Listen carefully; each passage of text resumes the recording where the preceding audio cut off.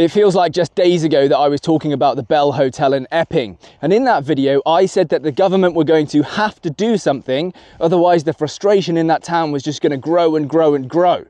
But the government didn't do anything, and yeah, that frustration has now boiled over. I also cautioned people against violent action or rioting, but I guess the people of Epping are not subscribers to this channel. Anyway, we're going to get into all of it. There is a lot of video footage and some of it is pretty crazy. Police vans being smashed up, a guy jumping on top of one of the police vans, and then the police crash into a guy.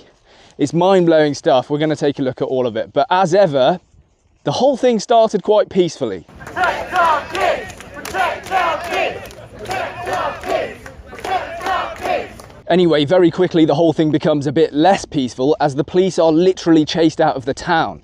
One of the protesters jumps on top of a van as it's driving away. Probably not the most sensible thing to do, if I'm completely honest.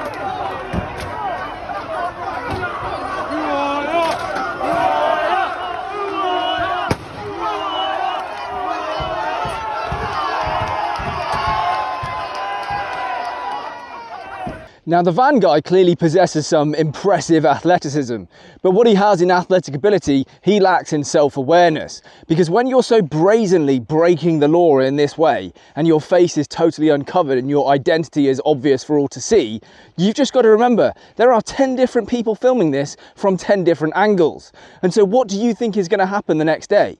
The police are going to be at your door and you're probably going to prison. Was it really worth it? And if you really don't believe me about 10 different angles, here's another one of the guy doing the exact same thing with his face on display. Look! He's on top of the van!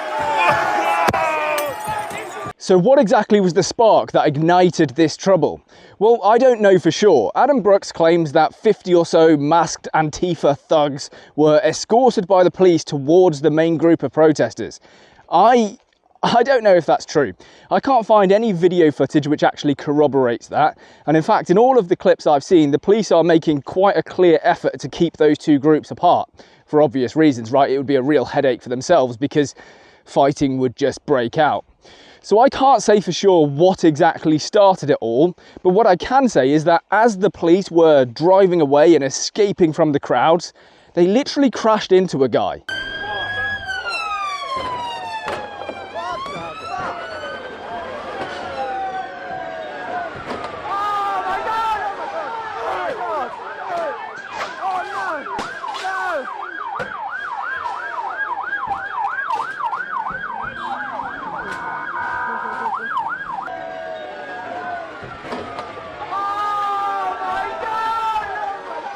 I show you that clip because I know that nobody was seriously injured.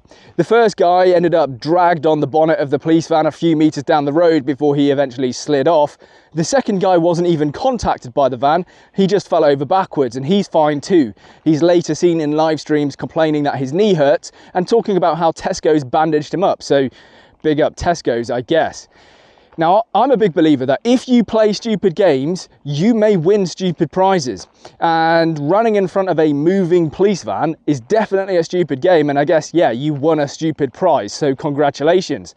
But all of that being said, this could have been a disaster. The driver should have slowed down. Yes, he clung to the bonnet and everything was fine. But what if he didn't? What if he went under the van? What if that guy was seriously injured, as he could have been? What do you think the reaction of the protesters that are there would have been?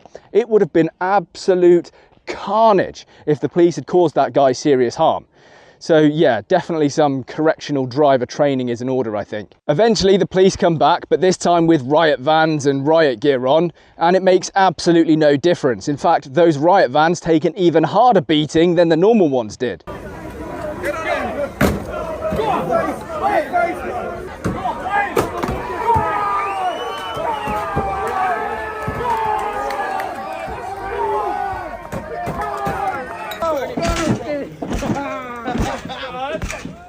Get 2 legs on it. After a while, the police manage to regain control. They form a line outside of the hotel and things just become a lot calmer. And then it goes back to the root of people's concerns. You see, underneath all of this mindless and pointless violence, the local residents do have a point. There is something that they are legitimately frustrated about. And yet notice how I say underneath all of the mindless violence, because as soon as the rioting and all of that starts taking place, the story no longer becomes about what you're there for in the first place, the thing that has really upset you. It just becomes about the amount of damage done. Anyway, let's listen to what a few of them had to say. All I'm hearing from people is that it was peaceful until the police got involved. All I know is that a poor girl was assaulted here last week, and the protests, the people of Epping, the parents of Epping came down on Sunday to protest. 7,000 homeless veterans sleeping on the streets, yet people who have contributed absolutely sweet fuck all to our society get put up in 4- and 5-star hotels up and down the country. This little girl, they all know her because this is a little village. You know what Essex is like. They all know each other. You know what they turned around and said? She's a liar. So many left-wing activists met at Epping Station and all come up here to cause trouble. And the problem is, when we go out into our streets, we're not meeting people who think the same as us. We're not meeting people who speak the same language as us. Your own grandchildren are going to live in a destitute place because you made it happen. At 10:30, the police finally put a dispersal order in place and the vast majority of people leave. There are a few stragglers and they end up getting arrested, but that's pretty much it. Nothing else happens at the end of the night.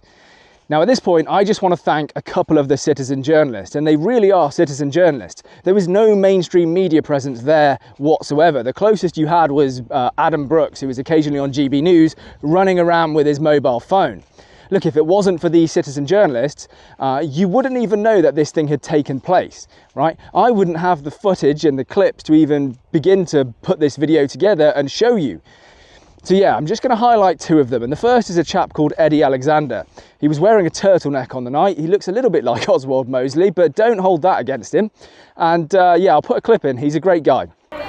This is England 2025. If this isn't looking like civil war, then I don't know what is. The second is a young lady called Emma Dunwell, and she's fantastic. She always seems to be at these protests. She'll try and talk to both sides. She's very, very good at what she does. And in fact, she's actually just started a podcast channel and she has some pretty interesting guests coming on. So I think you'll find that interesting. Now, I do believe that there is another protest scheduled this Sunday at the exact same place, the Bell Hotel in Epping. But I just want to say, the last thing that the people of Epping and the people of Essex need are dozens of people from all over the country coming down to that area just because they fancy a scrap. Look, the people of Essex are hardy enough. They can deal with this community issue how their community sees fit.